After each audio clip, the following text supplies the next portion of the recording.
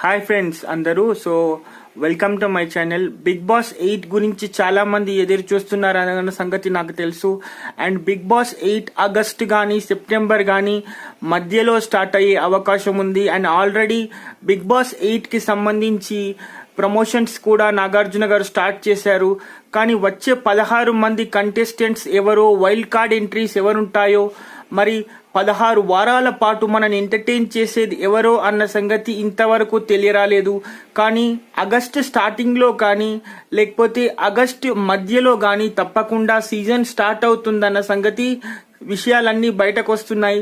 So ఇది big boss fans కి చాలా మంచి విషయం అని నేను అనుకుంటున్నాను. ఇటీవల కేవలం సంవత్సరానికి ఒక్కసారి మాత్రమే బిగ్ బాస్ వచ్చేది.